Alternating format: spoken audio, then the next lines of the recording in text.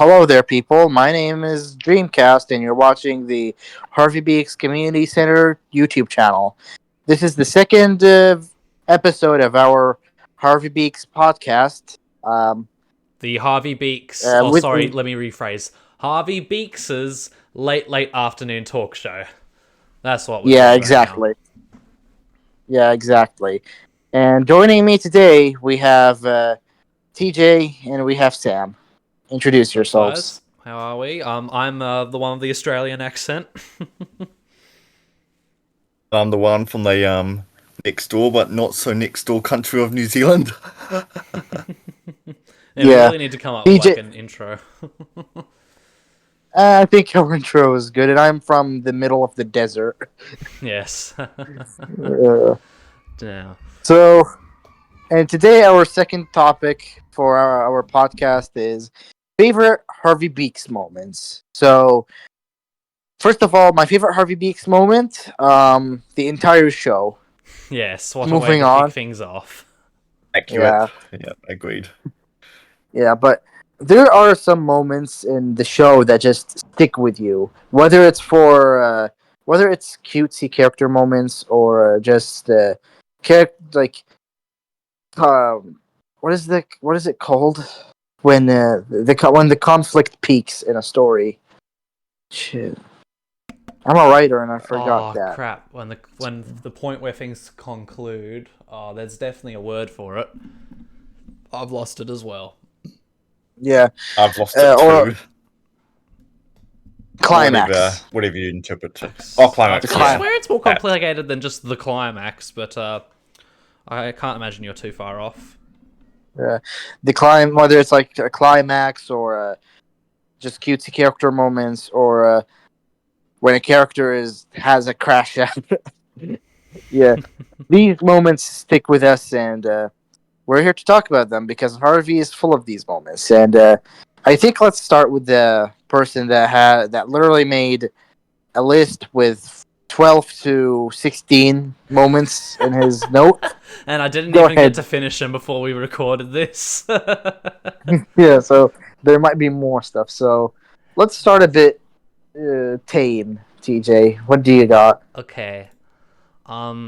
Yeah, plenty. As said before, the immediate, I might accidentally go chronologically when I want to mix and match things, but I think we'll start off with just, in the very first episode, or first pair of episodes, in the spitting tree, where, more specifically, I'm talking about the scene where the trio falls off the tree together and that wonderful music is playing and all that stuff, but I'm also sort of talking about what leads up to it, which is where the twins climb back up the tree after they've already come down, just to come back for Harvey and keep him comfy. I think that's just so wholesome and awesome, and yeah, it really connects with me on a personal level, I guess. But yeah, that's one of my favorite moments, just the moment where they go down the tree, because it's kind of built up throughout the episode, of course, and yeah, it gets a kind of a mini emotional payoff.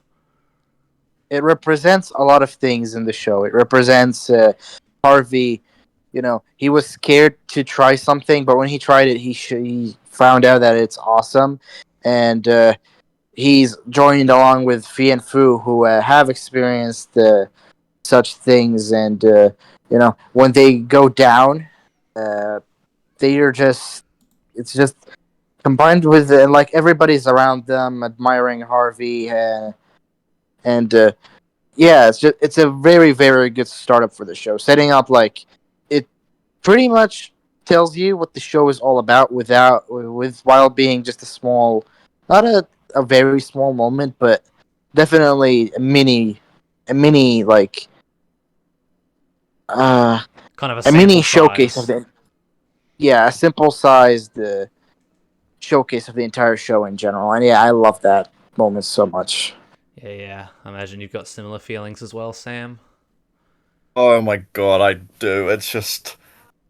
Oh my god, it's just, they would never abandon the twins would just never abandon their favourite dog. I mean, Fee even says that, like, when they climb up, they said, we wouldn't leave our favourite dog alone. Well, I mean, I I mean, I don't remember the Yeah, exact line. I mean, I was paraphrasing, but I do literally feel you. Yeah. looking at the transcript on the wiki yesterday, but I mean, something along those lines, like we came back for our favorite dork. Like, it's just, oh my god, even what's seen the images, like that just wants to make me cry. So just filled with so much cuteness, and it's just, I mean, yeah, the actual premise, like spinning, it just doesn't really matter. Just, but yeah, it's just so. Oh my god, yeah, it's my favorite for a reason. And a bit of a side Yeah. note is that Harvey, early in the episode, Harvey literally talks that he's a city planner, and that just so what happens, I'm studying to be a city planner. So I don't know who wrote that, but whoever did had incredible foresight.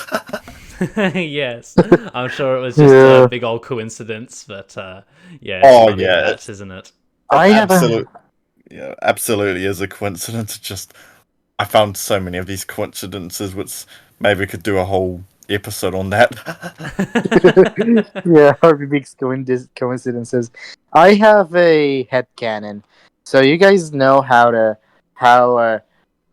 at the end of the theme song they're standing on a tree, sitting on a tree.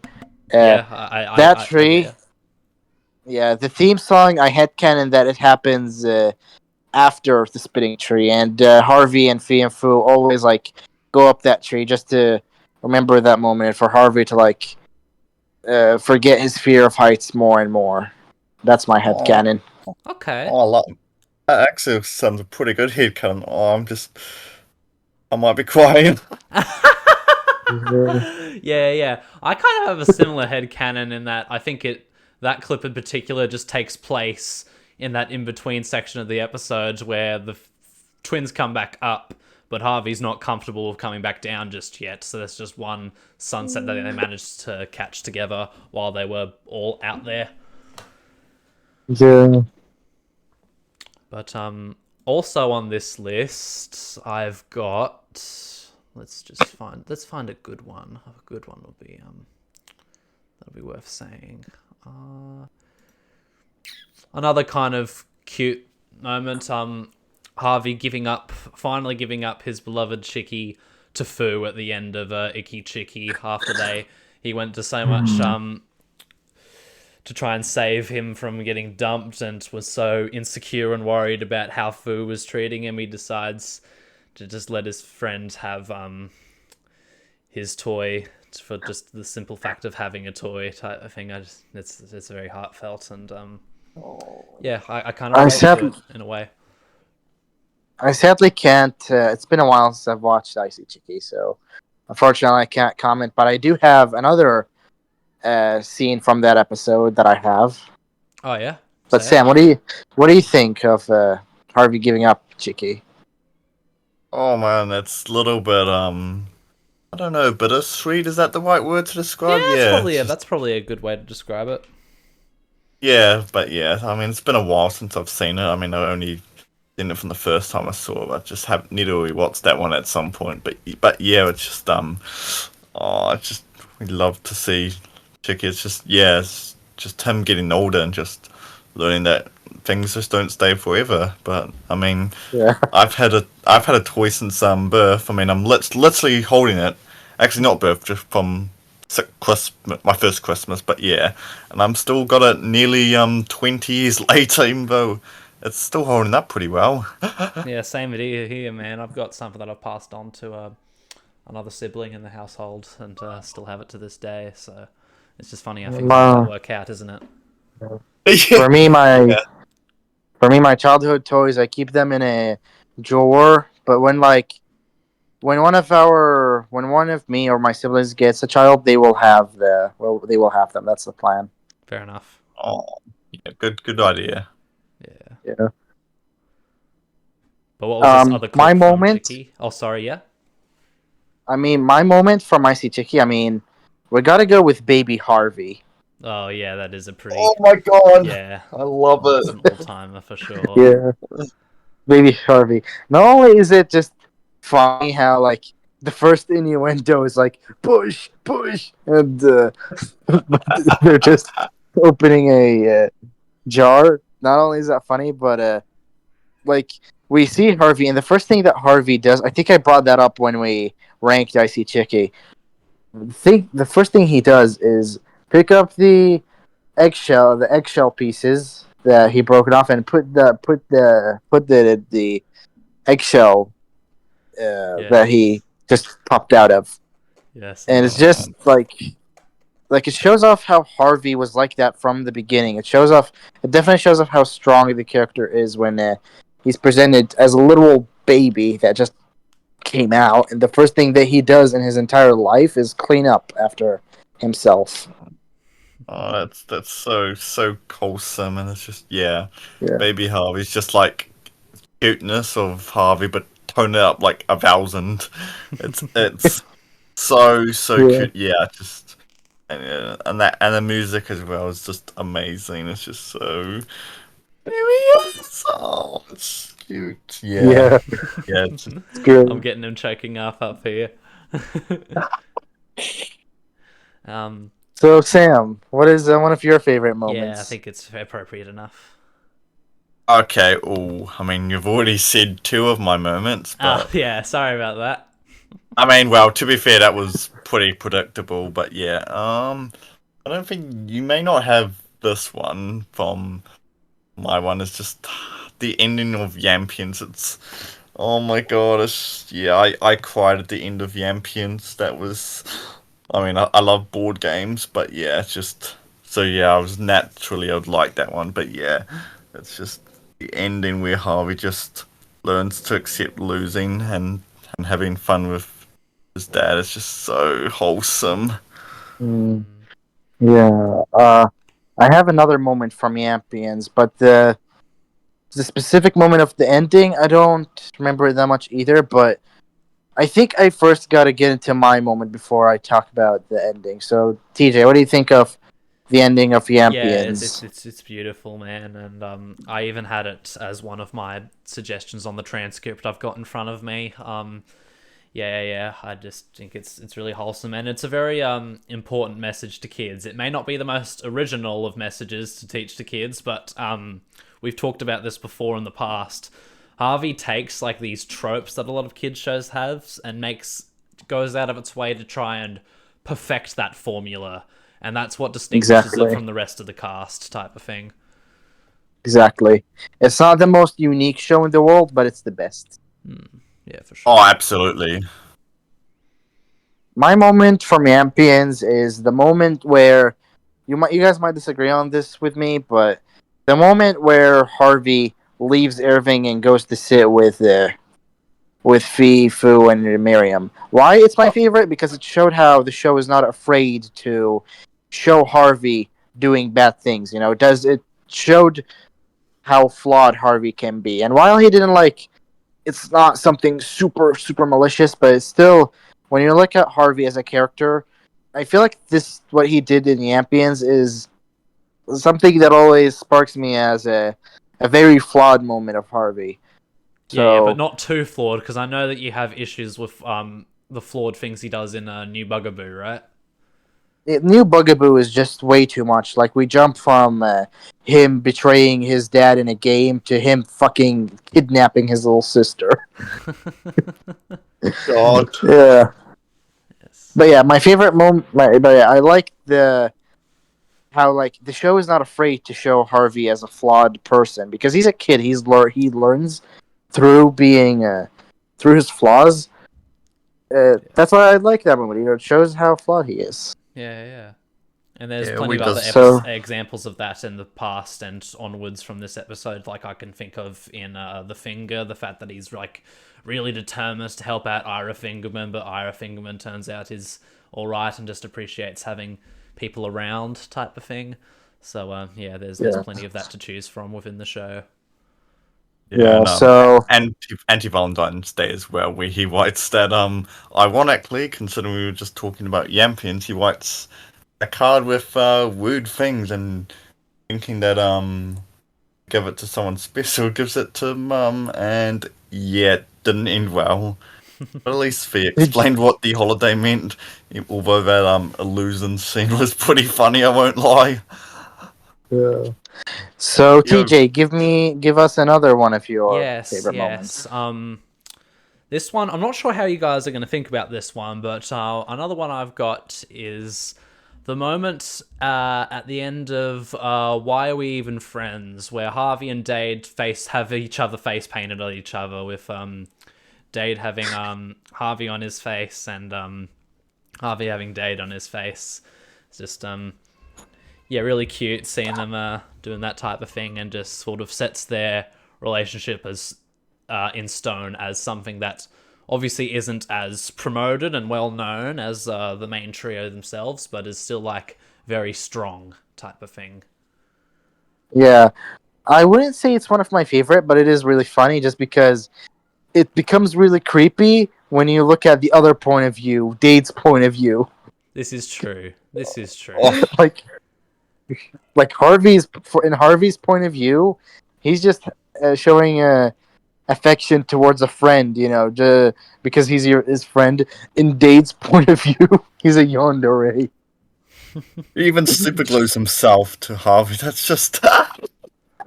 Yeah, And that then is funny. and while Mikey's just chilling in the background, it's funny. Oh yeah, that's another thing. That's probably Mikey's biggest role in the whole series. Unfortunately, he never got his own episode. Yeah, that's kind Yeah. of tragic. But yeah, I love Why You Even Friends. I mean, Harvey and Dade are like my two favorites. So yeah, it's like naturally bound to love it. Yeah, for sure. Oh. Mm. So I guess I'll show one of my favorite moments. In Mr. and Mrs. Borks, when Miriam is jailed. Yeah. Wait, isn't that in Comet Yeah. Knight Part 2? No, It happens both. It's in both. Well, Yeah.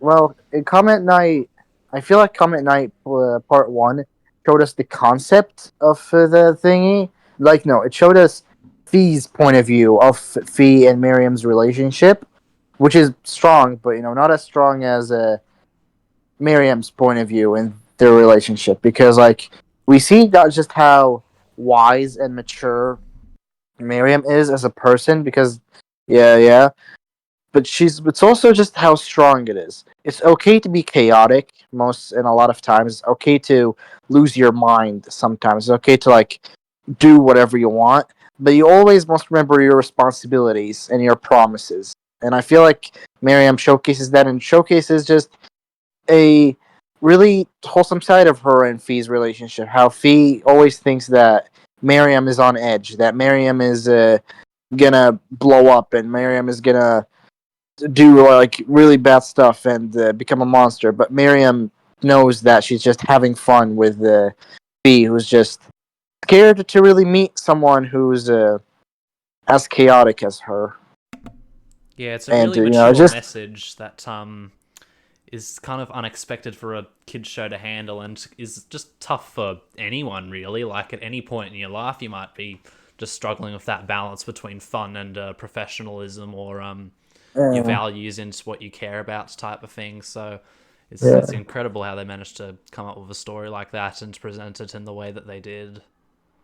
Yeah, I think that if it was any other cartoon mom, she would just have an entire identity crisis of am I a monster or am I me? But no, Miriam knows that no, it's okay to lose your mind a few times, but at the end of the day, you're an adult and you have responsibilities. If it was any other cartoon mom, or most cartoon adults or most cartoon characters, they would just lose their mind. It's like, no, wait, I'm not a monster. I'm a good person. But no, it's Miriam is different. Miriam handles it like how a mature person, wise person would handle it. Yeah, for sure. What do you think, Sam? Oh, it's a very interesting mess. It's like that's as you said. It's just yeah. It's been a while since I've seen both those episodes, but yeah, it's just Miriam goes crazy, and it's kind of sees that chaotic side of her from her youth. I mean, I know that at some point there was gonna be a episode where like younger Miriam or whatever. I mean, I guess it gets thrown in jail by her mum, who's a lawyer. But yeah, I don't want to talk about why that didn't happen. I mean, we've heard this all too many times. I mean, Yeah. I Um. yeah. Yeah. So next up, let's go with you, Sam. Give me another one of your favorite moments. All right, time to get my list. Surprisingly, that Why You Even Friends one wasn't even on there, There you even though I go. loved that episode. Although, to be fair, I just threw it in like I guess it five was minutes. also recency bias for me since I recorded and thus watched segments of that episode as I was snapping it up. Nah, that's fair, but I don't.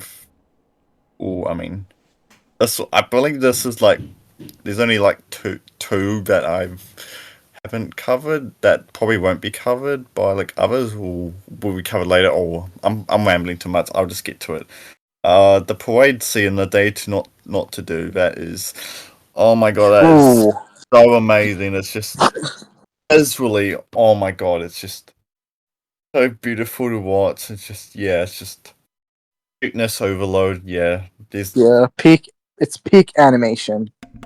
oh, absolutely. It's just yeah, and like the way those caterpillars or whatever, I don't know, the things that Cool bug. like oh, cool bug, yeah. Yeah, but they take Harvey and the twins back to their home, which is just oh my god, that's so amazing. It's just yeah, because after Harvey was pretty upset, like the twins just they come and just stand with him, like they sit down with him and watch the sky, which is just so wholesome. It's just yeah, 'cause the twins would just never. They would never abandon Harvey. I mean, we saw that in the spinning tree, but yeah, this is another example. Even though Harvey's just frustrated after they have different ideas on how they want their day to go. This is like the whole episode's about. Like it's okay to be change your day plans, or I don't know if that's the message, but yeah, it's been a while since I've seen that. But yeah, it's just oh man, what is like the bugs? It's just yeah, I Yeah. love it so Um. much. I don't have a lot to say when it comes to messages because I don't know. I don't remember much of the messaging behind that moment specifically, but you know what? It is a great moment just for animation alone.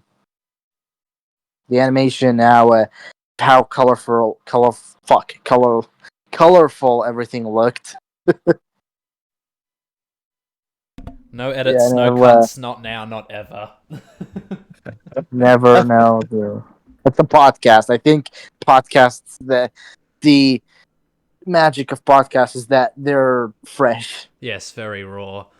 But yeah, I also adore this moment. I believe it's composer Ego Plum's favorite episode of the show and favorite segments that he Oh, worked on, type of thing. So there's a little that fun is fact for you. interesting.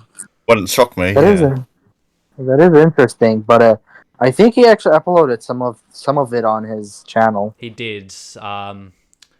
Yeah, so if anybody wants to get a hold of Harvey Beaks music for now, Ego Plum's channel's the way to go. It doesn't have all of it, but it does have a good chunk that you can mess around with. Maybe we should if I want to make a podcast episode discussing how to bring back Harvey, like pretty much just asking, like hypothetically, how we can ask what we can ask Nickelodeon to do. I think one of the things that seems reasonable is just Harvey Beaks Spotify playlist or Harvey Beaks album. Yeah, I can see yeah, that. Just OST release. yeah, if they own them, because with music it's weird. Maybe Ego Plum owns them, maybe some other studio, but yeah. Yeah, your guess But is yeah, as good as mine. who wants to go next? I'd like to go next if I can. Sure, yeah, Okay, this moment was inevitable, but Michelle's birth in the new Bugaboo yeah. is just something that was Uh, built up from, well, maybe not built up, but kind of hinted at throughout season one. And to be honest, when I was watching season 1 and just like casually going through the show, I wasn't sure if the egg was going to hatch type of thing, since I knew it only had 2 seasons type of thing. I was like, did it get to the point where they cancelled it before they had the chance to reveal what was in the egg type of thing? But no, the second season begins with Michelle being added in, which is a massive addition to the show as well as Harvey's life. Yeah. I wouldn't say it's my favorite moment because it's not as detailed. I can't say much about it as much as I can say with Harvey's birth, but it is a very nice moment of like showing how Michelle felt everything that she did when she was an egg. This is true. Yeah, I also love it. love That the I also moments that it builds up to, where the cleaner guy, who I always forget the name of the name of Easy. Easy basically kicks down he kicks the egg into a field of rocks that look exactly like the egg type of thing. And I swear I'm the only person that made this comparison, but it's a segment straight out of Dr. Seuss's classic book, Horton Hears a Who, where Harvey goes in and like X marks all the rocks that he's checked type of thing, while he's trying to find the one that's in Michelle. That's in Michelle, yes, English. That Michelle is in, and I think he finally starts to find it when he starts singing that lovely, sweet little sister of mine song. So that's a very Oh, I wholesome love moment there. that song. Yeah. Yeah, we need to rank all the songs in an episode. Yeah, it's just there's so many topics to cover, even of course we only got 95 episodes, I believe. Yeah, still a lot. Yeah, Lot of 98 content. total. 98. Yeah, something about 2-parters or 4-parters. I'm not sure. Maybe this list I'm looking at is false. I'm on the wiki. What are you guys? Yeah. What are you guys talking about? I went to like pick something up. What are you guys talking about? Oh, we were just talking about the moment prior in the new Bugaboo where Harvey is trying to find Michelle's egg, and Okay. So next, who should go? Me. Okay, sure, me. So, here's a moment from an episode that I dislike. Can you guess the moment? ooh, this is an interesting question. Ooh. Episode I dislike, and there's not many episodes I dislike. Yeah, I of was the gonna show. say There's your only, standards are pretty high on this show, so like there's only like 4 episodes I'd rank less than a 4, less than a 5 out of I was 10. gonna say I don't think any episode of Harvey Beaks is worse than a 4 out of 10. But yeah. Yeah, no. Oh, let me think. I'll not say it. I'll not say it. No need. The moment in the fence where Harvey okay. looks down on the conflict and goes up and sees the sky. It represents how like life is not all about conflict. It showed how small the conflict is under there. How like the fence is so minuscule in the comparison of the sky of the mountain around him. And it just, even though everyone in the episode, including, no, maybe not including Harvey himself, but everyone in the episode was mischaracterized, and it was a forced episode just to, I think, just to like appear at the same time as the 2016 election. I think that moment is really great. Yeah.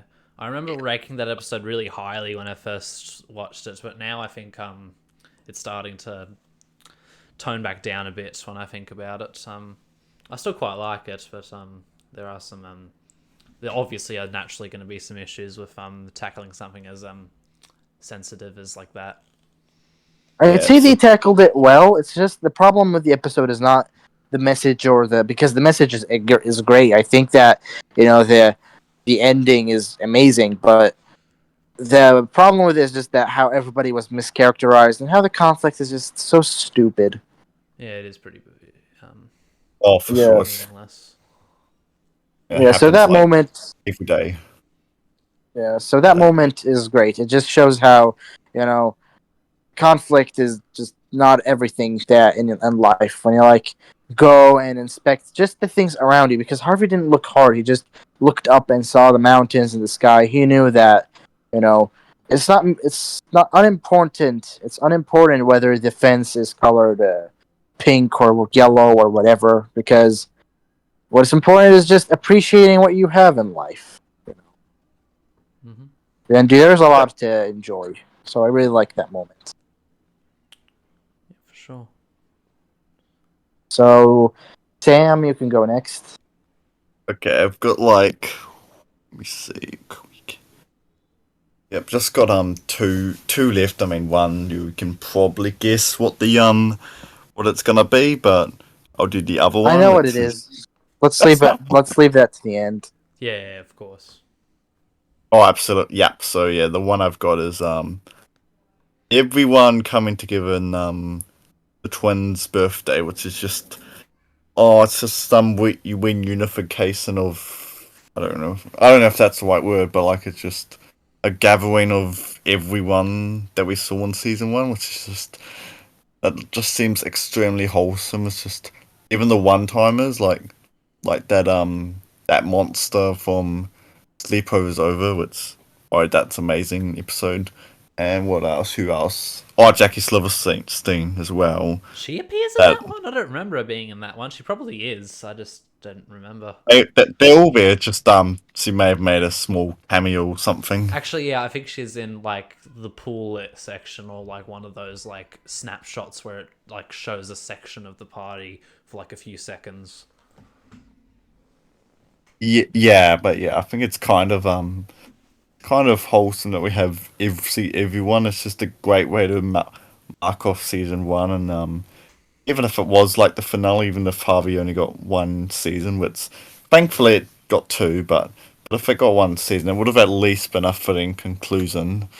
I mean, yeah, it's just and also Harvey also gives the twins just the best birthday. Like Harvey's obviously stressed, like dealing with what is it, like 40, 50s, whatever it is, however many guests there were at that party. It's just yeah, I just think it's pretty wholesome that they still get a time to have to themselves, and just, yeah, I think, and it was probably the best birthday party the twins could have had.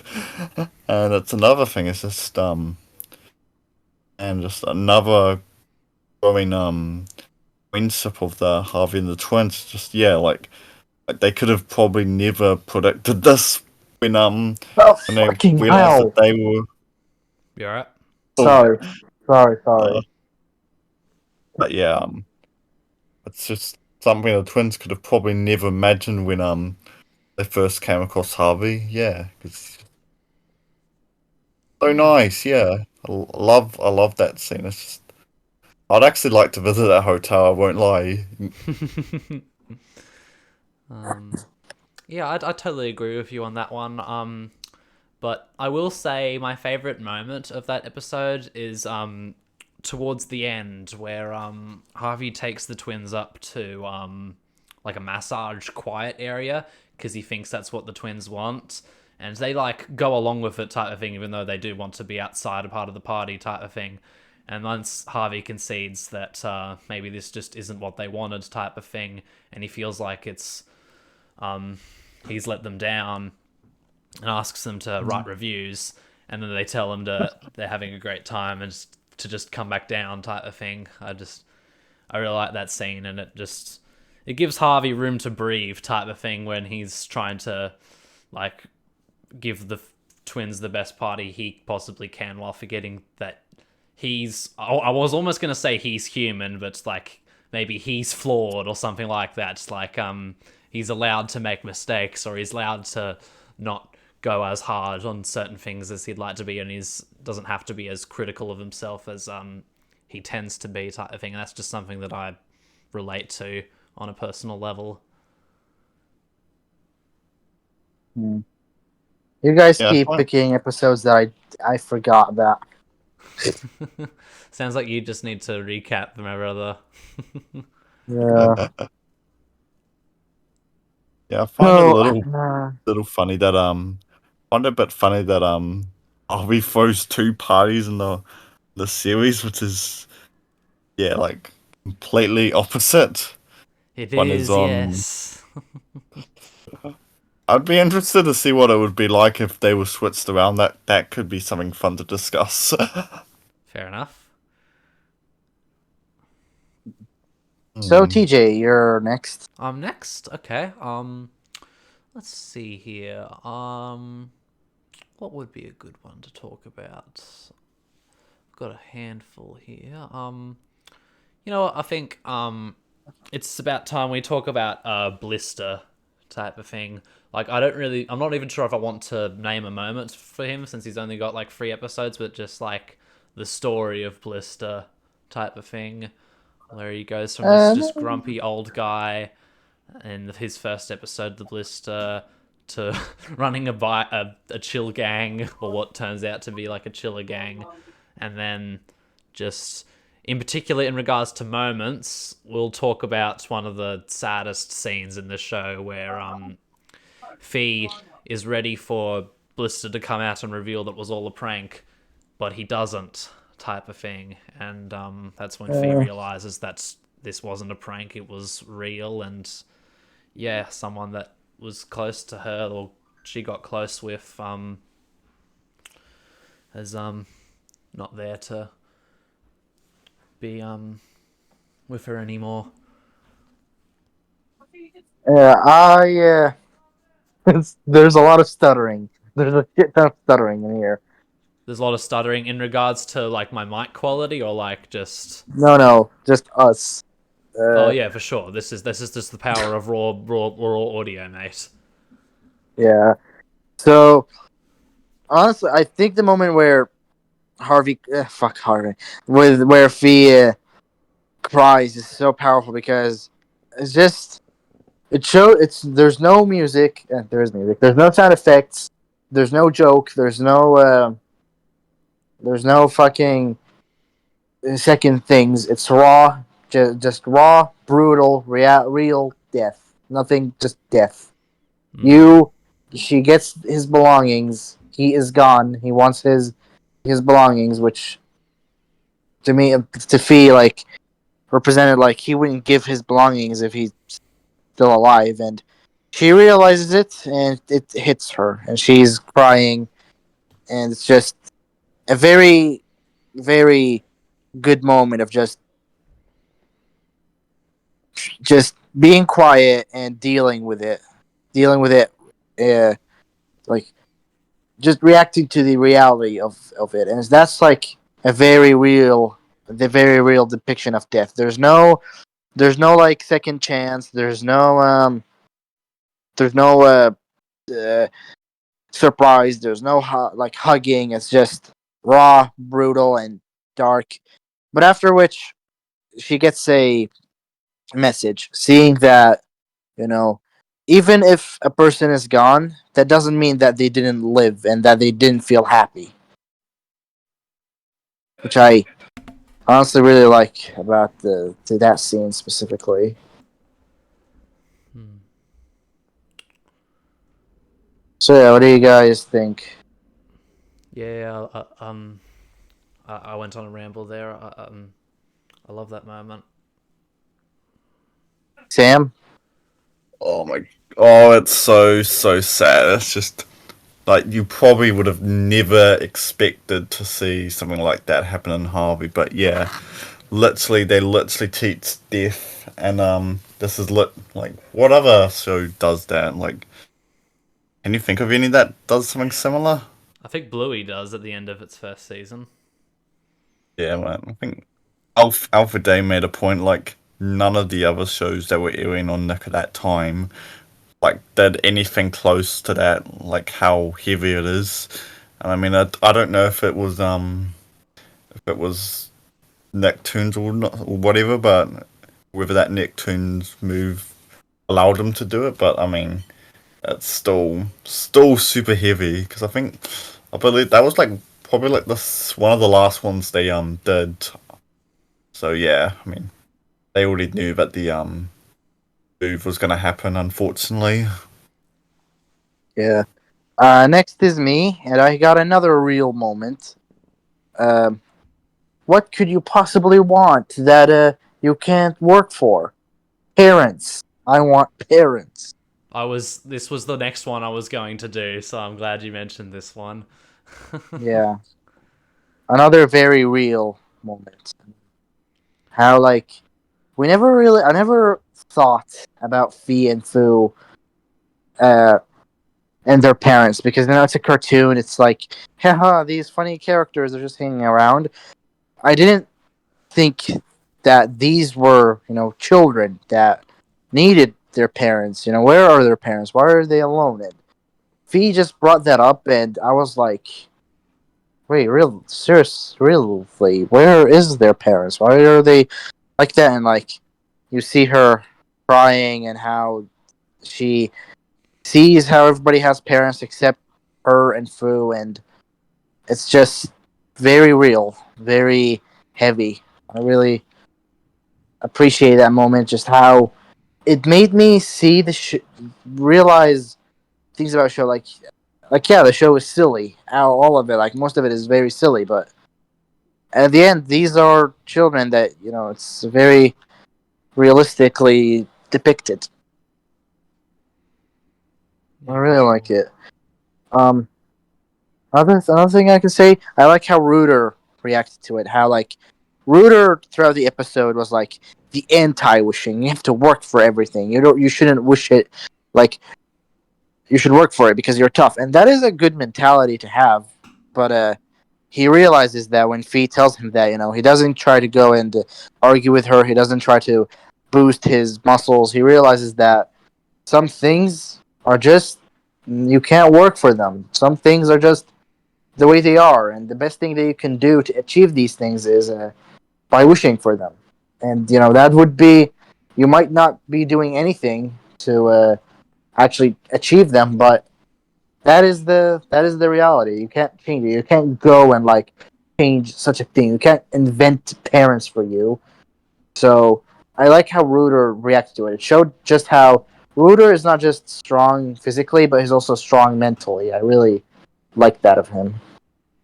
Yeah, and I think because of that mentality and the way that it's built up from the start of the episode all the way till this moment, it builds itself up really well. And then once Fee says the line "parents," I was gonna wish for parents. It really sits and hits type of thing. It gets all the Yeah. emotional notes just right and times itself really well as a result. Yeah, I feel like crying right now. Oh, same. Oh. The show wants to Yeah. make you cry so many times. Yeah. So Sam, what do you have? What do you want to say about that moment? I mean, I've actually gone through the list I've written other than the one which we'll leave to the end because you both know what it is. But I did think of one, which is interestingly, it's going all the way back to the start of the show. Okay. Webble. It's so adorable how Harvey thinks he's a Webble and he doesn't even know what it actually means. He just finds a shirt and then puts some sunglasses on and then he thinks he's a different person. It's just funny how he just reacts that way. Yeah, it's just man, this boy Swear to is God. so adorable. Hmm. I mean, Yeah, this I've episode in question is a great showcase of childlike innocence type of thing and how that can kind of affect you in areas. Because I remember hearing these words for the first time and trying to use them in conversations when they weren't appropriate, didn't align, or some other thing that just made it go over my head. And yeah, the concept of being a rebel definitely goes over Harvey's head, and yeah, it starts to consume him what he does towards the end of the episode there, and again shows that he's a flawed character and he's still a kid, has room to grow, and yeah, is actually I think this episode's one of the most prime cases for the headcanon that he's autistic type of thing. It's one of the ones where he shows the most tropes out of the lot type of thing. I've Yeah. never really thought about that, but yeah, I think there's probably others like Day of Not to Do or New Bugaboo. It's more prime examples of being autistic. But yeah, it's just funny seeing how he just reacts to being a rebel, and then at the end they take that shirt off, and then back to normal. Yeah. Um. What was I gonna say? Another episode that I can't comment on because it's been a while since I've seen it. Yeah, that's my point. Are you up next, bud? No, you, TJ. Okay. I feel like we'll go to. I think we'll go to steampunks. I was waiting for us to get to steampunks, but there's a lot of Okay. great moments throughout steampunks, especially the songs. The songs are really, really good. But I think my definitive moments from steampunks I'm going to highlight. Actually, I'm going to talk about two kind of. One of them is going to be the friendship can do anything song type of thing, because it's at the point in the episode where everything's at their lowest. The garbage town has been destroyed. Moff's gotten a hold of the power crystal that's going to power Steenberg, and all hope seems lost type of thing. But of all people, it's Fee, who tells Harvey that there's still a chance type of thing, when at the beginning of the episode, or when they first met, she was under the illusion that friendship was an actual ship that they were going to work with. Then she ends up being the one that inspires Harvey and everybody to get up and fight for what's right, and combine their efforts with the power of friendship type of thing. It's just a great bit of character arc and development throughout just a 20-minute cycle, which is just unbelievable to think about. And the second moment from the episode is the very ending where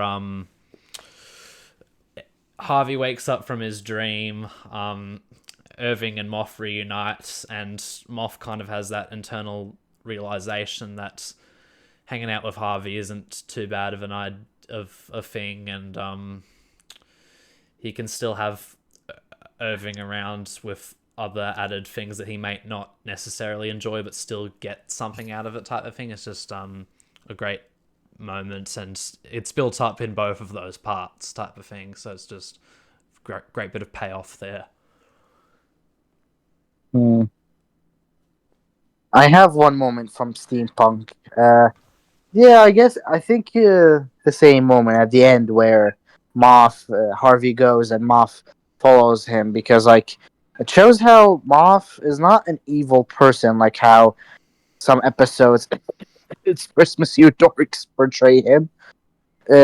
He's just a guy that got his best friend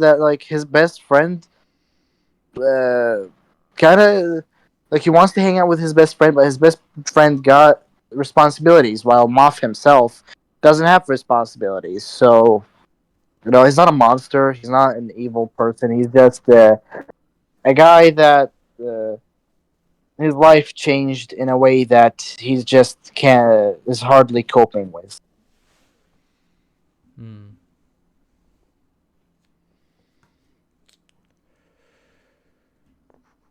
Yeah, that's my piece about it. Nice. What do you think, Sam? Oh yeah, I need to rewatch Steampunks. I mean, I haven't rewatched it surprisingly. I mean, that was 2.5 months ago. But yeah, it's just, oh man, we've got to do a whole Steampunks episode at some point, just talking all about it, Steampunks, and I don't know, breakdown of it. I don't know, but yeah, it's just the ending is just Harvey he sees the good in everyone. He knows that he saw the good in the twins. He saw the good in Princess. This guy is just he just. I think it kind of shows that everyone has some good in them if you get to know them. Maybe I'm misinterpreting it, but it's just. No, But felt bad. Yeah, I did feel a bit bad for Moff. It's just obviously if you lose your best friend, it's just I can completely see, because he's a bit isolated, because it doesn't seem like anyone's got shares his interest, which is very relatable. You can So, I got two mini moments. I have two mini moments. One because of a specific occasion in Secret Gordon uh, shipping culture Okay. when Gordon grabs Rhea and Perry. But to be serious, Secret Gordon, I love the moment where Perry realizes that Gordon has gone too far. She's not crazy. She's not a yandere. She's not like, I want you, Harvey, and I don't care if the whole world dies. I want you. No, she's genuinely like, okay, this is getting weird. Gordon, this is not what I want. Harvey is not comfortable. It shows how, like, all the characters in Harvey are so mature. I swear to God, it shows how mature Perry is. Like, yeah, she wants Harvey. She wants to hang out with him. She wants to she does chaotic things to get with him, but she has a limit. She's not crazy. She just wants to go her way for once. So, she realizes that it's gone too far, and she just talks it out with Harvey, and they realize that sometimes just hang out with one another. No, it doesn't need to be like everyone selectively, but just you and her, and that's it. Just hang out. Nothing wrong with that. Yeah, for sure. Yes. What do you? Yeah. And so, what do you guys think of that moment? Yeah, it's a good moment. I adore that episode mainly for the visuals, and it's got good music as well. But it's a really strong one for Perry. And there's another one which we might be able to talk about, we might not too. That's a really strong one for Perry, and yeah, it's fantastic. So Sam, what do you think? Oh yeah, Secret Gordon's amazing, and I kind of feel it's a little bit funny that Harvey doesn't understand that what Perry's mentioning to him, because he's at that age of yeah, sort of, he's not into romance because we don't want any shipping, just no A no lot of shipping. characters. Sorry, you go. No, that's fine. A lot of characters have specific feelings towards Harvey and specific dynamics with him, but he never catches on any of that. Like, Dade is obsessed with the guy, and he's like, "No, yeah, we're just friends." Peary is also kind of obsessed with him, and he's like, "No, no, we're just friends." And Moff is like, he hates him, while Harvey's just like, "Yeah, no, we're just friends." It's just the same thing. He doesn't really see how others think of him. It's just so adorable. I'm so glad you finally Yeah. used the word adorkable. It's been only something that me and Sam have said for so long. Yeah, I've noticed. That's the first time I used that word.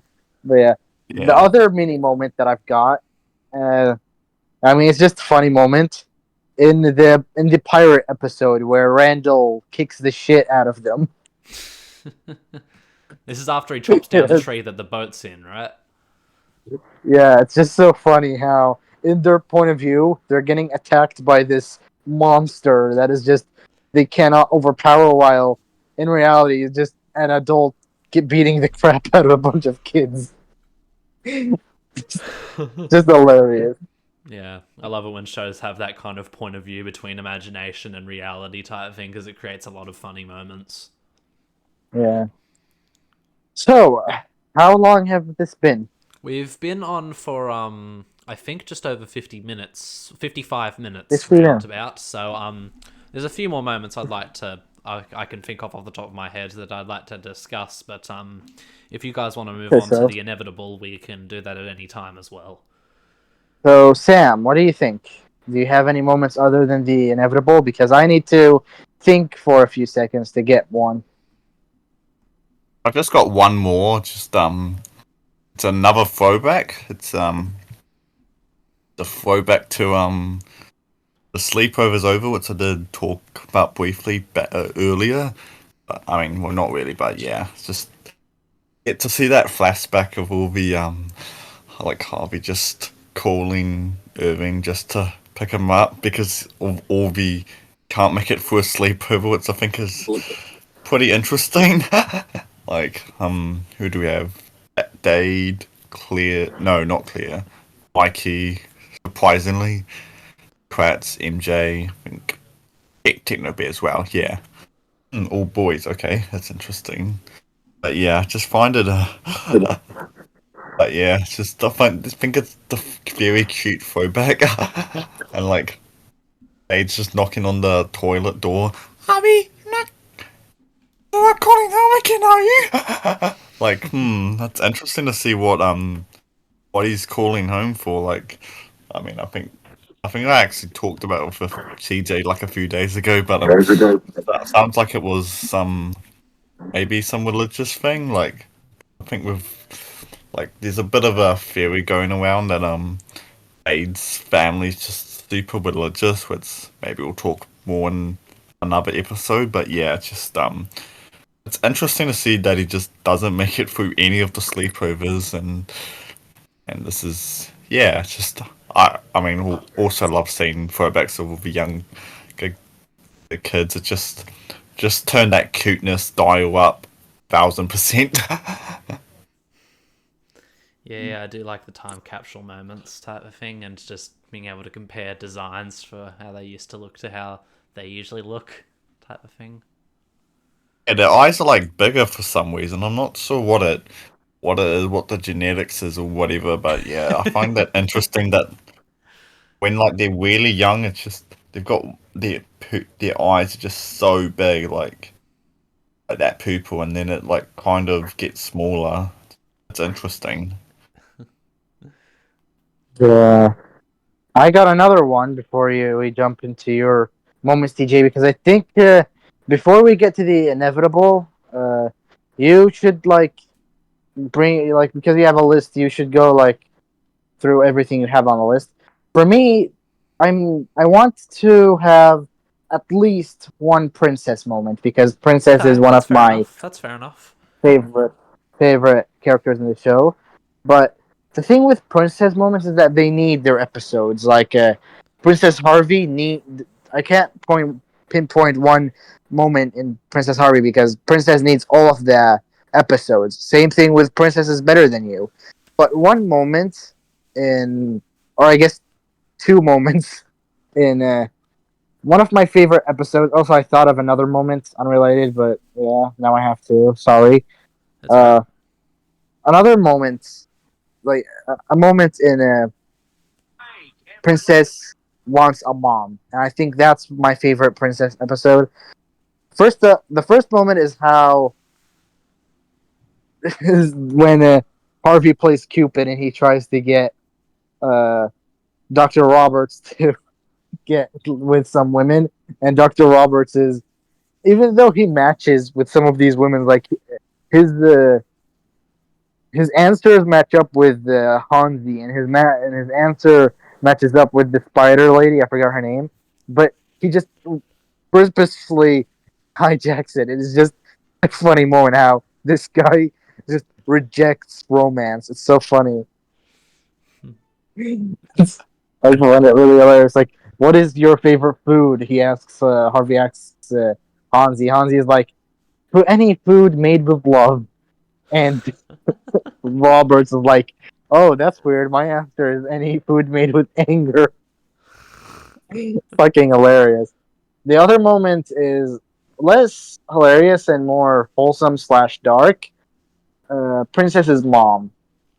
It's like I don't know if I can like talk about it a lot, but it's just a very strange moment of just uh, dark underneath, but wholesome when you see it. How like Princess imagines her mom, or her mom talks to her through a dream, and it's like such a nice moment, such a heartfelt moment for a character that is seen as nothing but chaotic evil through the show.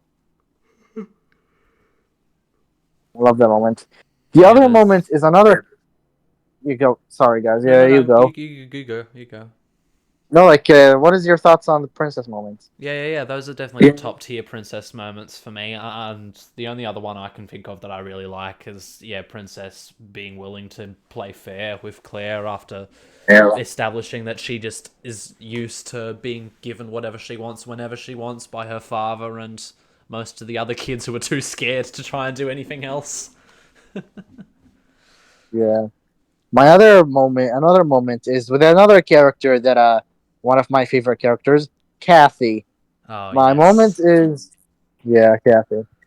My moment is Kathy with a K, obviously because uh, Kath Leave It to Kathy is still great, but it's the weaker of the Kathy episodes. Kathy with a K. There's two moments I love specifically. The first one is when they get to the convention, and that scene throughout the convention is just Kathy wants just people to talk about thieves leaves all over her, and she's just like shocked by the amount of people that are not there for the leaves. The amount of time I'm gonna say thieves is gonna be shit.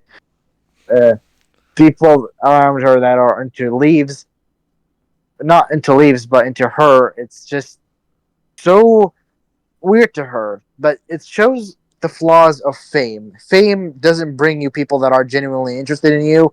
It brings people that just want the sensation of the moment. Want the trend, want to get in with the popular, and it shows just in her crash out at how none of you people care about leaves, and then she leaves, and it's just it shows the problems with fame, and Joe shows how passionate Kathy is, and how she doesn't care about fame. She cares about having a group of people around her. And my second moment showcases that more when Harvey shows up with Brass and Peary, who people are genuinely interested in Leaves, and shows how they made a little club for Leaves. It's a very good moment. Shows how you shouldn't care how popular your interest is. You should care about the people that are genuinely interested in your, interests. It's just a very wholesome moment. How now, even though she's only known by like what 5 people, she's accepts that because all 5 of those people are genuine, rather than the 100 or so people that are just fake. And yeah, I love that. It kind of feels like especially since I kind of not kickstart, but kind of like uh, really impacted a small community. It kind of fits me. Like I choose having the way that we are, like what 30 members in the server that are all passionate about Harvey, rather than Harvey being this super super super big trend, but like nobody cares about the show. That's how I kind of relate to it too. Yeah, I totally agree. What Oh, do you it's think, crazy how Sam? that episode has aged so well because those messages of like passion versus fame are still just as relevant as ever. And if anything, it's more relevant than ever type of thing with the rise of AI and just how that's changed the YouTube algorithm for a bit. Although I have heard that recently YouTube's going to try and remove monetization for people making that kind of stuff. So we might be heading in a better Thankfully. direction onwards. But yeah, it's just crazy how well that message has aged and still up to this day. And it's really helpful for me, especially because, again, of my love for basketball type of thing and wanting to chat to more people who like basketball. But the fact is, the more quantity means less quality, so you're more likely to get people who are pissed off that this famous team or this famous player isn't in the finals this year, rather than just appreciating what they're seeing on screen type of thing. So, yeah, there's that distinction that always needs to be made, and just something you need to consider when you're looking at a fixation, whether your love for the fixation is stronger than you just wanting to meet up with people and have it be relevant type of thing. Yeah, oh, Yeah, totally. absolutely, yeah. Yeah, I mean, oddly enough, I mean, not all of them, but like some of my most passionate interests are like all what is it like niche or not as mainstream, I guess. Like this is one, but like I've noticed that all of them have like they've either got bad, they've either been like bad mouthed or misunderstood. I mean, I'm not gonna get into it, but yeah, it's just yeah, I do like how like Kathy's just very passionate about leaves and just he finds a few people who are, which is pretty interesting choice for Nice, but I mean, there's probably some Leaf community out there. I mean, there's one for every single one. I'd love that. I'd love for that Leaf community to like actually exist so we can show them this episode. Yeah, we welcome them in with open arms, completely open arms. Any of you people listening who are really into leaves, more than welcome, baby. Yeah. More than welcome. Yeah, message to the Leaf enthusiasts. The Harvey Beaks community fully supports you, Leaf enthusiasts. Yes, we are leaf open. Yeah. I've got to do Leaf that for open. the steampunks community because if I think there's probably like 2 or 3 people that have heard about that steampunks. I mean, I could be completely wrong, but I doubt they even know it exists. But I mean, there's a literal steampunk museum in my country, which I mean, now that I'm a fan of Harvey, there's no excuse for me not to visit. Yeah, totally. Um, so TJ, offload your Yes, list. these will be the last ones, and then we'll get to the inevitable. The first of these last few moments I'm going to talk about is in the episode The Feelings, where Grandpa Roland finally opens up to his son Irving after being quiet for most of his Irving's life, it seems, and definitely what we've seen on screen type of thing. He's just I can't remember what details he goes into, but he just opens up about the fact that he's just is supportive and wants the best for his family. He's just either had some personal problems or just is too nervous to. I can't remember the full details, but I do adore that moment type of thing. I just wish that my mind would connect to the details more than it has type of thing. Absolutely. I love that moment. It shows how like it doesn't like it shows how Irving cares so much about his dad that he's willing to get so hurt just so that he would just learn a few things about his dad, and just shows how much he cares and how much he wants to learn about him. And just very a very good moment. And I like how it's relatable to me because it's just in general IRL I'd probably get rather a bit dark, but I would rather a door getting closed on my you know what than talk about my feelings. And Yeah, fair enough. yeah, I Yeah. think that's the case for a lot of people. But this moment shows just how you know somebody close to you might actually care about you and would actually like really appreciate how you open up about them. It's not even he doesn't talk about anything heavy. It's just oh I don't like this movie. I don't like this type of food. This place sucks. And it's just a very wholesome moment. How he just wants nothing other than to listen to his dad. And it's just yeah I really love this moment. Yeah. What do you think, Sam?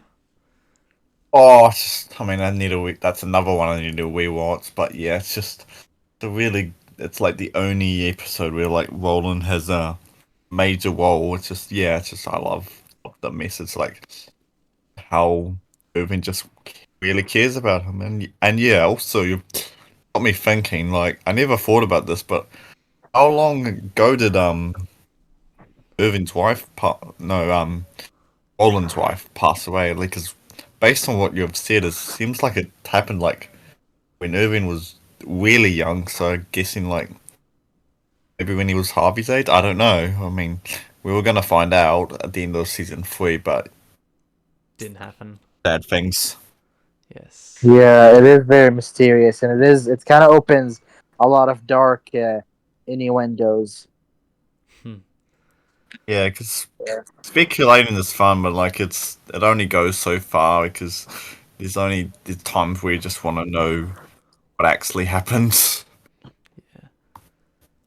And the last moment before we get to our inevitable one is about the end of Grand Motel, where Harvey finally gets to go down the slide type of thing, because it's built up and you just feel so bad for him throughout the episode, because he's at that perfect age, he's got this perfect little fun activity right in front of him, and there's just so many hindrances that stop him from getting to do what he wants. And even when he does get there, there's one final thing that seems to ruin it all, but Harvey decides, nah, I've come too far, we're gonna go through with this. And yeah, it creates a funny, adorkable moment. But yeah, it just feels all worth it. I just wish we had more time to go back to that motel in like a second episode with the twins or something like that in season 3, just to have that kind of big payoff for all of that hard work that Harvey put up in that episode. But yeah, obviously we couldn't get that. But yeah, I do like that moment. It feels really earned type of thing, even if it isn't exactly what was originally intended. Oh man, I thought, I'm thinking about I what thought the of twins two. would do. What the Thought twins of would do in two that more. motel. You thought of 2 more? Okay, we might go Yep, over yep. these just briefly, but yeah, just go Yeah.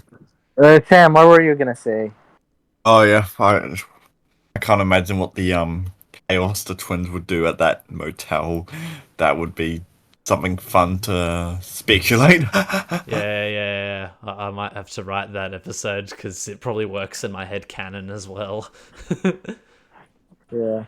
Actually, I thought about 3 more. Oh, Actually, wow, no, I okay, thought yeah, about we do have 10 to shove Okay. these aside, more. but yeah, Yeah. we'll I leave thought it about see. 10 more. Oh, Actually, no, I geez, thought yeah. about all of this. This is just a Every- testament, people. This is just a testament. Yeah, Alright, rapid like fire. every frame of the show. Now let's talk about every frame of the Yeah, show let's and just put it go here. through every But not individual seriously. frame, why won't we?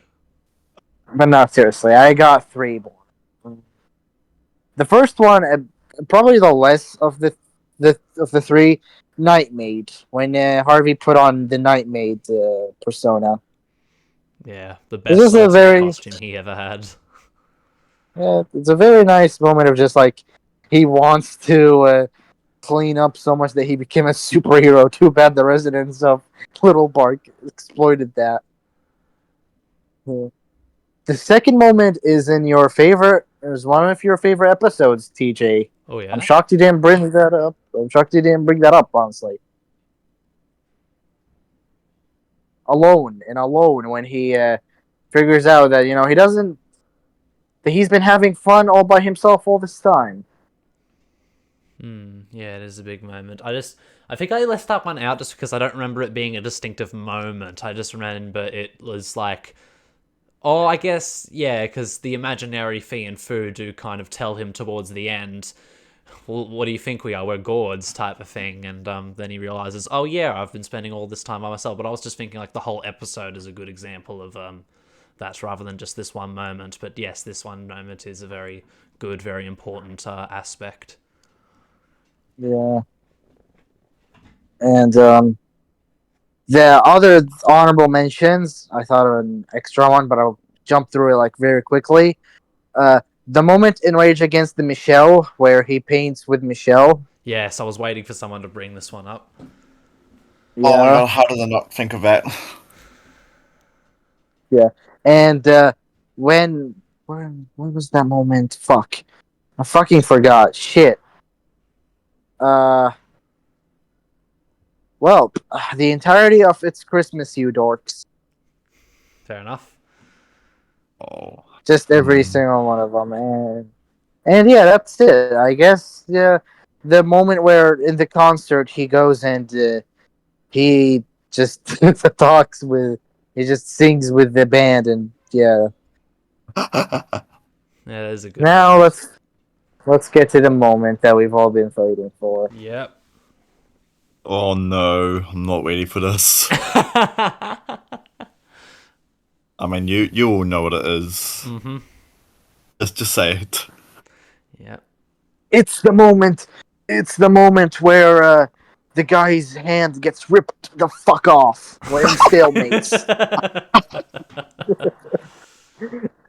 Oh no, it's not that. It's actually Crazy Harvey from Pichu.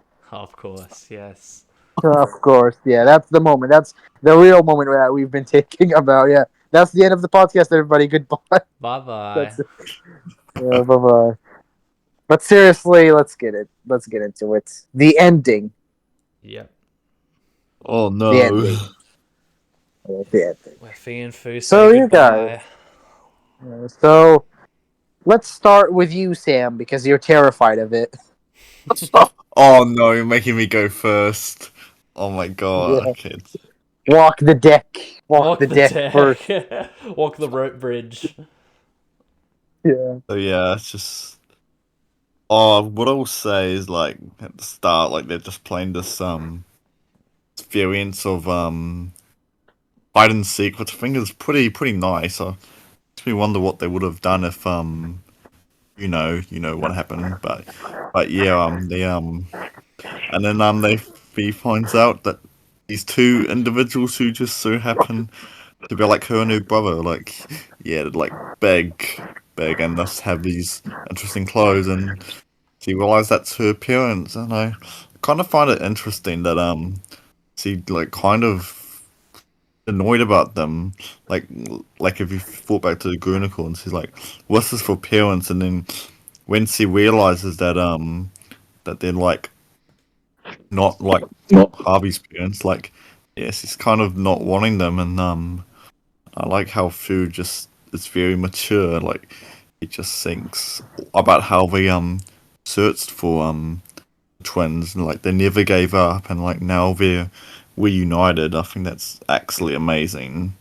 Like that's pretty awesome with Fu. I think he probably what's the word? Oh, I can't think of it, but yeah, just also I think that implant empire culture is pretty. Oh my god, there's that whole can of worms on that.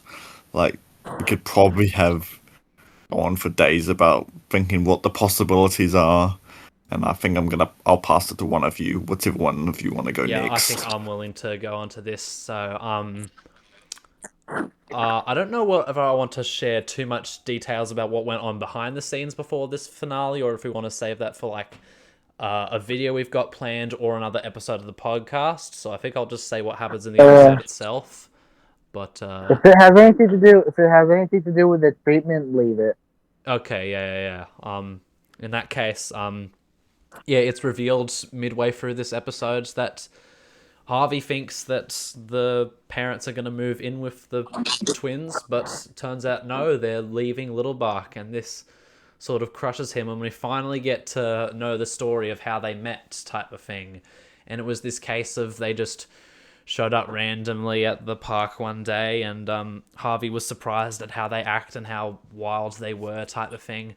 And I can't remember, I think it was his parents that decided to bring him in to get to know them, type of thing. And then Harvey was just absolutely surprised that these kids grew up without parents or a family and are just on their own, type of thing. And just all of a sudden one night decides to follow them to the playground and slowly ease himself into the chaos that they ensue and thus open his boundaries, type of thing. And then yeah, this beautiful no dialogue segment of them getting to know each other and have their first fun activities together starts playing, and has this awesome fade into this shot of them saying goodbye, type of thing, and everyone breaks down for a few seconds. And I love how Fee just goes okay bye after that little bit. Yes. So yeah, big emotional moment, and obviously Harvey is pretty sad and devastated about the loss of his friends moving away. But then this gorgeous segment plays where he goes back to the playground where they first met and starts swinging on the swing, going over the safety line that he made when he was 6 in like memory of them, or because he knows that's the way that they would approach that kind of thing. I just think that's so beautiful, and so not a single word needs to be said, but you know absolutely everything about what's going on, what the characters are feeling, and just the big emotional payoff / gut punch of it all, type of thing. So yeah, I just think it's so brilliantly handled and really well executed, and it's such an all-time moment in the history of the show. I'll focus on the this specific swinging moment. The last time we see Harvey ever. Mm-hmm. Um, we close off with Harvey seeing him swing. You know, like you said, swinging and swinging over the line. But I think that is the perfect way to say goodbye to this character. Why? Because it showed how I keep saying that. I think this is like the third time I'm saying it on this channel, but it shows it's the perfect goodbye to him because it shows how much he's grown throughout the show. It shows how much how mature he is. He is sad. He cried his eyes out when he he cried his eyes out when he said goodbye to Fee and Fu, but he realizes that moment shouldn't break him. If it was any other cartoon protagonist, it would take them years to realize that. Harvey, though, he used everything he's learned throughout the show. Everything, all of the hard moments, all of the moments that we mentioned, all of the episodes that we see him in, every single one, every single feeling that he felt, hate, happiness, sadness, hatred, disappointment, every single one of them. He feels it right here, and it shows just how much he's grown. He knows what's best for Fee and Fu. It's not best for them to stay with him. It's best for them to stay with their parents. And he's swinging, remembering just like he used what he learned from them. He went over the safety line he made when he was 6. You know, it's a very beautiful moment, and he accepts it. He accepts it. He doesn't try to pull out a scheme. I bet if it was Mac and Blue or Lincoln Loud or Gumball or Clarence, they would try to pull out a scheme to make him stay. But no, Harvey is way more mature than that. He is way more powerful than that. He doesn't need to. He doesn't need to force them in. He needs to understand and accept the way life is, and it's a perfect way to say goodbye to him because it makes me see that this guy is going to have a bright future because he is mature, more mature than most people. He is he instead of staying sad about something that is better for his friends. He understands that it's the best thing that could happen. He enjoys the moment that he makes for himself, and he uses what he learned before. That is something very, very rare in any protagonist, frankly, not just in cartoons. And yeah, that's just the perfect moment to say goodbye to Harvey. Yeah, for sure. Just mic drop. Just flat out mic drop. Yeah, yeah. Uh, that's only one moment out of an entire show. That's just Yeah, one like a moment that I brief can 20, that I 15, 20-second moment as well. It's a testament right there. Oh, Just how yeah. much this It's show just has had an impact on yeah. people and had an impact on us, and just how much of a message it had to say, really. This show is so good that in any other show that I've watched, you've seen my top 10 shows before. All of these shows, I can only think of one episode that I can talk about the same way I talked about these moments alone. Like Loud House, I can only think of a few moments and episodes that are like that. Hilda, same thing. Even though I overall prefer it over Harvey because it's just more fun and more, it has more stuff going for it. It's SpongeBob, Gumball, Robot Boy, Clarence, I cannot talk about these shows the same way and the same length that I can spend talking and analyzing Harvey. It's just that much well written that this entire podcast we didn't talk about episodes. We talked about moments. These moments, like the longest one of them, I bet is just slightly over a minute, and yet Mm-hmm. they're that powerful. I mean, we some did kind of episodes, sum up the episodes for some of the moments, but we did hone in on the moments more than anything else, yeah, type of thing. Oh, for yeah, sure, yeah. yeah, like some shows can't get that with an entire season, let alone like a minute. It's just a testament to show just how great this show is, and yeah, And once again, mic drop. Dreamcast out here just spitting straight facts as it be. Yeah. yeah. But I Yeah, think at with least that, So folks, we're probably going to end it is off that it? there. But this Yeah, was such a blast to record, guys.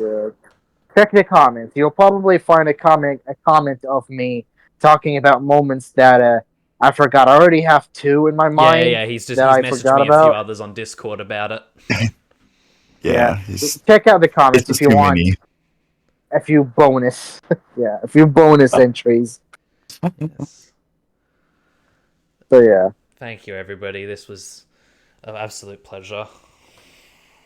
yeah, this was a great episode to record. We're going into it. I thought that I would just stay here and be quiet all the time because this was without preparation. By the way, I came in here.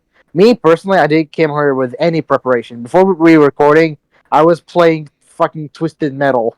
If anybody has heard of that, I didn't even make a list, but just how much I like the show and how much I love the show made me talk on it on like for minutes and minutes. So yeah, Yeah, I mean, I just gotten back from the gym when I saw the message on the podcast, and so it just only took a few minutes just to pile a few moments, and I ended up talking about a few more that I really like because it's just so many like there's so many great moments that we've left out, and like probably you probably think are great moments. Like yeah, there's just simply way too many to talk about. I yeah. mean, this is Every going on episode, for an hour and a half. Oh, for sure. every There's episode has a probably something moment. in there's probably something in every episode, or maybe not everyone, but like Yeah, like majority that's on likes. so, yeah, like some of these episodes, like I don't like Defense. I don't like Rage Against the Michelle. But there's these moments that are just super well written in episodes that are I don't even like. So yeah, every Harvey Beaks episode has something great about it. That's just a fact. Oh, for sure, absolutely. Like Yeah, I don't dislike any of them, to be honest. I mean, it's yeah. always a few that are just meh, but like that's the worst it can go. Yeah, for So sure. yeah, the worst Harvey Beaks episode is an average Loud House episode. Yeah. So just get to around that level, and you should be good to go. Yeah.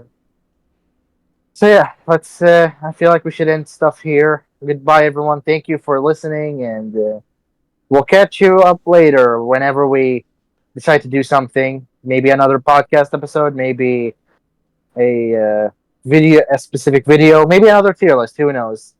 Yeah. But yeah, things are in preparation.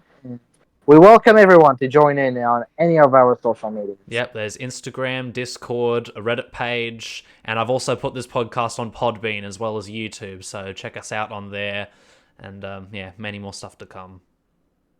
Yeah. I thank you for listening for the 90 minutes, or Yeah, however roundabout. long this has gone. About half an hour longer than our other one.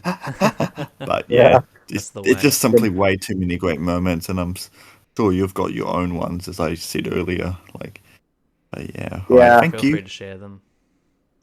Yeah, leave your comments. Leave your favorite moments down below. We're open to even the moments that we've talked about. Analyze the moments however you want. So yeah, goodbye, everyone. Bye-bye.